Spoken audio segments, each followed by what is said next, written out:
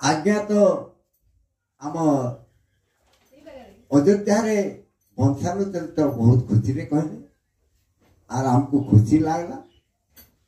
आउ गोटे प्रसंग अच्छे सीता सीता मंदोदरी गर्भ जन्म ग्रहण कर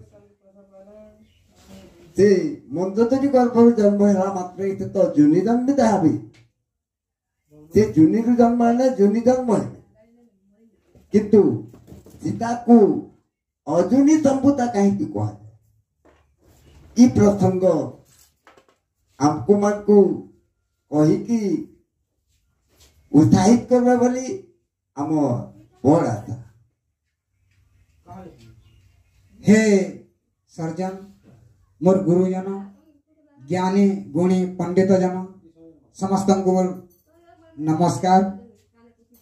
आज्ञा आज पचरन ये प्रसंग रे जे सीतिया कहीं अजुनी संभूता बोली से माने हमको पचरन आरु से ही रामायण कहानी आज आपण मानकर सामना के मैं आनी करी थैमी एवं आपण मान को सुनामी। दिने अयोध्या राजा थिले रघु रघु राजा थिले से माने होजन सही रघु राजा अयोध्यार 6 नंबर राजा थिले। रघु राजा से माने दान पुण्य बहुत दानी थिले एवं दान पुण्य करुथिले। शह शह लोक नीति सकल पाइले दान नबार लगी रघु राजा निकट के आसुथिले और शह शह लोक को रघु राजा दान दौथिले। ई दान समस्त नेवार अनुजारु समस्ते रघु राजा महादानी महादानी बोली जेते कहले गोटे ब्राह्मण थिले सुदामा ब्राह्मण से त्रेतया जुग सुदामा ब्राह्मण बोले रघु राजा दान दौछन और मुए रघु राजा पास के किसी दान मागवार लगी जिमी बोली तांकर मने भाविले हेले रघु राजा गोटे दान देवार गोटे शर्त थिला। रघु राजा दिन 7 बजे नु से माने 10 बजे तक दान दियन 10 बजे गले से माने दान टा बंद करन दान देवाटा और कहा के दान दक्षिणा दियन नहीं तांकर ई गोटे नियम थिला। तो जेते बेले सुदामा ब्राह्मण रघु राजा निके दान मागवा लगे आसीजन के बाद दान देवा लगे आसीजन से माने आसुन आसुन ताहाकु 10टा समय अधिका ही जाइथिला न। सही दिन रघु राजा सिंह द्वार के पहुंचले सुदामा ब्राह्मण। रघु राजा पात्र मंत्री सेनापति गण समस्ते तांकर सेना बाहिनी देखी करी सुदामा ब्राह्मण को कहले हे गोसाई आपण कहीं आसी ना मैं रघु राजा पास के आसी और रघु राजा को मते भेटे दियो। एही समय रे तांकर पात्र मंत्री रघु राजा सही सुदामा ब्राह्मण को रघु राजा पाख को नेले। रघु राजा को कहले सुदामा ब्राह्मण हे राजन मुए आपण निकट के किछि दान मागिबा पई आसी सेनु रघु राजा कहले हे ब्राह्मण गोसाई आज तो दान देवार मोर समय सरी जाइछे और क्षमा करबो मुए काली सखालो आपण को मैं दान दे पारमे और आपण आज मोर अतिथि कक्षरे आपण रुहंतु। सुदामा ब्राह्मण बोले हे रघुराजा मते आज ही दान दरकार और तुम यदि आज दान नहीं देव ताहले मुई तुम द्वार फेरी जाऊँ मोर घर के। सेनु रघुराजा भाविले तांकर मने जे जदि ब्राह्मण दान लगी आसीछन मोर पास के किंबा मोर राजउवास के और ब्राह्मण जदि फेरी जिवे मते पाप लगवा बोली करी तांकर मने कहले भाविले आर कहले हे सुदामा ब्राह्मण मुई आज दान दे तो नहीं पारे किंतु मोर गोटे मैत्र अछन मोर ना कहले से माने तुमको दान देबे आप तुम सेनके जो दान नहीं करी जीव बोली कहले।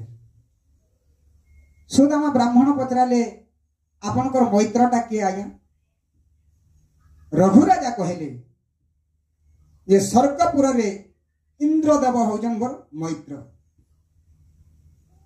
आर आपन सही स्वर्गपुर के जाकर इंद्रदेव को कहबे जे मते रघुराजा पठेछन आर मते किछि दान दियो बोली करी आपन मागी करी नहीं पारबे बोली सुदामा ब्राह्मण के रघुराजा कहले। सुदामा ब्राह्मण तांकर मन रे भाविले दुई चार पहा चली आसले आरु मने बोले कि नहीं जे जदि गोटे लोग मरी गले सेने स्वर्गपुर के जाऊछन किंतु जीवित रे तो ये मानव देह धरि कर के स्वर्गपुर के नहीं जीवा हेला मुई केंता करी जिमी डाव ताकर मने भाविले आरु घोची आले रघुराजा के रघुराजा पत्राले जे हे ब्राह्मण गोसाई पुणी तुम कहीं मो पास को फेरी आसल बोली कहते सेनु सुदामा ब्राह्मण कहले जे प्रभु किंबा हे राजन मुई केंता करी स्वदेहरे जिमी स्वर्ग के रघुराजा तांकर मने भाविले सत कहउछन बोली ताबरे धनुर्बाण बाहर कराले रघुराजा आ मंत्र उच्चारण करी स्वर्ग को गोटे स्वर मारिदेले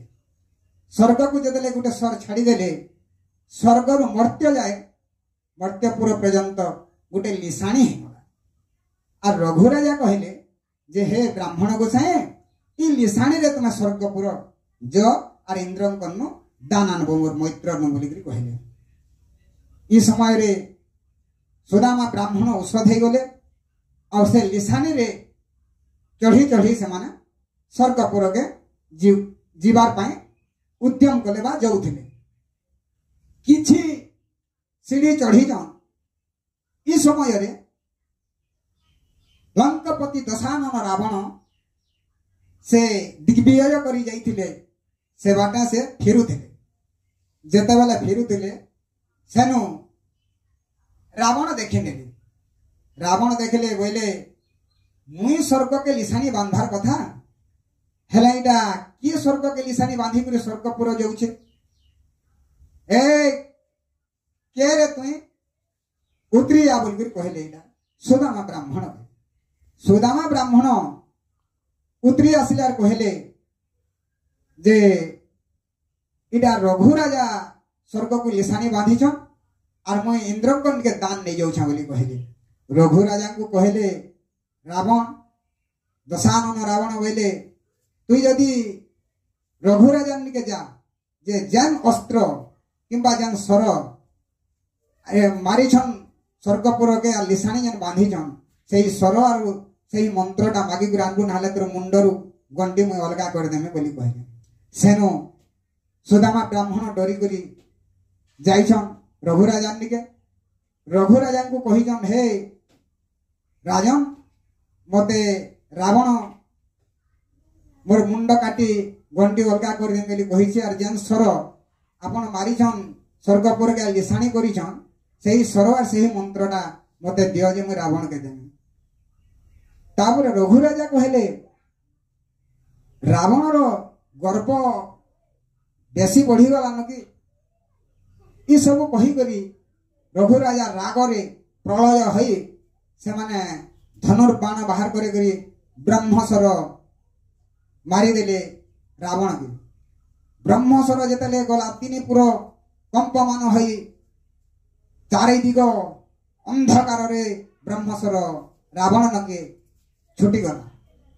ରାବଣ ଦେଖିଲା, ସେ କହିଲେ କି যেটা ব্রহ্মসর আর মোর ইচ্ছা রক্ষা না বলে রাবণ আগে আগে পলাতেল গলা, ব্রহ্মসর পছে পছে খেতেল গলা। তারপরে সেনকে পৌঁছি যাইছন কেনদিকে রাবণ রাবণ পৌঁছি যাইছন ব্রহ্মাঙ্কর পাককে। আর সেন ব্রহ্মাঙ্ক বলে, হে বেদপতি ব্রহ্মা, তুমি মতে রক্ষা না কলে কে রক্ষা করবা লাগে আর নাই না বলি কহিলে। সেনু বেদপতি ব্রহ্মা বলে কানা হয়েছে না রঘুরাজা ব্রহ্মসর মারিছন।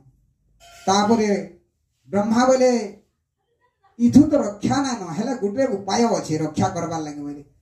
রাবণ কহিলে জলদি সে উপায় কর প্রভু। তারপরে কমণ্ডলর পানিরে মন্ত্র পড়ি বেদপতি ব্রহ্মা রাবণ দেহকে ছিঞ্চি দেলে যেনতা রাবণ গোটে গর্ভনারী হয়েগলা, গর্ভবতী নারী হয়েগলা মায়ারে। ব্রহ্মসর পৌঁছি যাইছে, যেতেবেলে গর্ভবতী নারী হয়েছন রাবণর গর্ভর চারিতরা পেটর চারিতরা তার 7 ভাউর কিনেলা ব্রহ্মসর আউ ব্রহ্মাঙ্কর তৃণীরে যাইকরি রহেলা।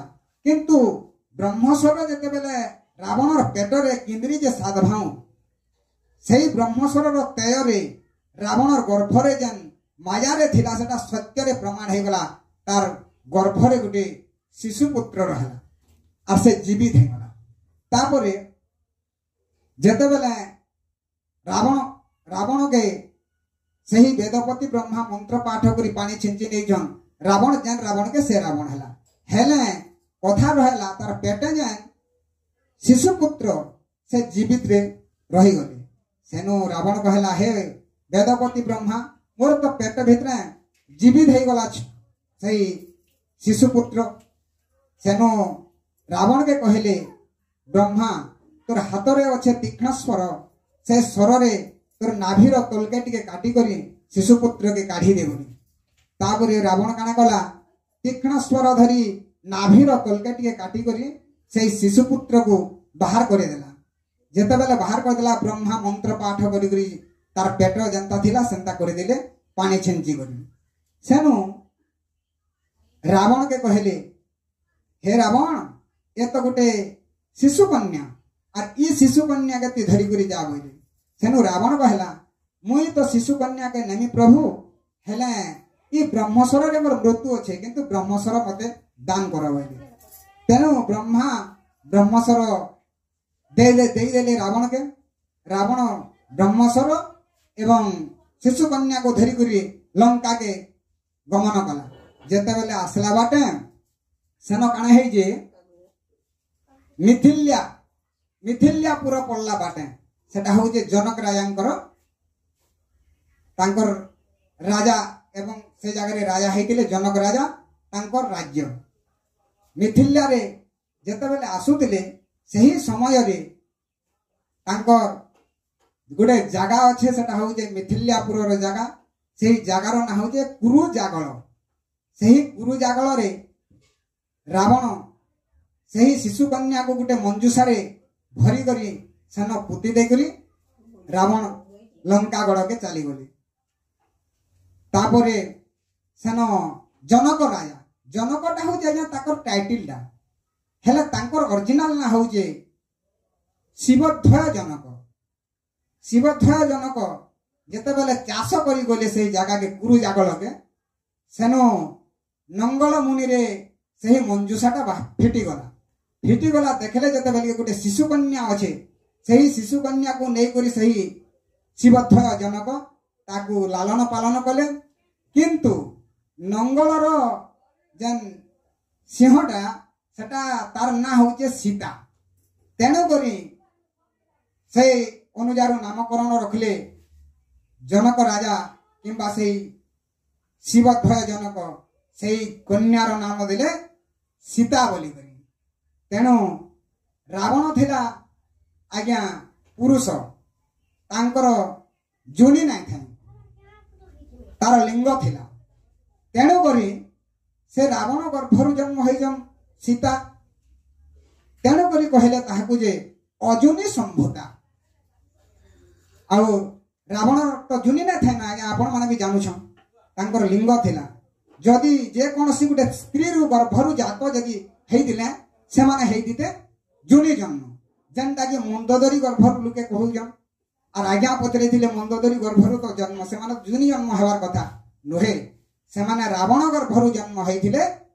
আর তেণু করে সেমানে অজুনি সম্ভূতা হেলে, রাবণর জুনি নাই থাকে। আপনার প্রশ্ন মুই দেই সারিছে আনসার। ହଉ ଆଜ୍ଞା ବହୁତ ସୁନ୍ଦର କରି କହିଲେ। ଆମକୁ ମାନଙ୍କୁ ବହୁତ ସାହିତ୍ୟ ଲାଗିଲା। আর ଗୋଟେ କଥା ଆଜ୍ଞା, ଯେ ପ୍ରକୃତିରେ ରାବଣର ଝିଅ ହଉଛି ସୀତା। ଆଜ୍ଞା ଏଇଟା କହିଲେ, ଆମେ ସମସ୍ତେ କହୁଥିଲେ ମନ୍ଦୋଦରୀର ଝିଅ। ସେ ମନ୍ଦୋଦରୀର ଝିଅ ଯଦି ହେଇଥିଲା ସେ ଜୁନି ଜନ୍ମ ହେଇଥିଲା। ରାବଣର ଝିଅ ଯେହେତୁ ଆଜ୍ଞା ଆମକୁ ଅନେକ ପୁରାଣ ମାଧ୍ୟମରେ ବୁଝାଲେ আর খুশি লাগলা। আর ସେଥିଲାଗି ମୁଁ ଆଜ୍ଞାଙ୍କୁ ଅଶେଷ ଅଶେଷ ଧନ୍ୟବାଦ। ଏତିକି। ତାପରେ ଆଜି ତ ସମୟ ହୋଇଯାଇଛି, ଆସିବା ଅଧ୍ୟାୟରେ ଆପଣ ମାନେ ଇ ବିଷୟ ନେଇକିରି আর ଭଲ ଭଲ କଥା শুনবে ବୋଲି আমার আশা। নমস্কার। নমস্কার।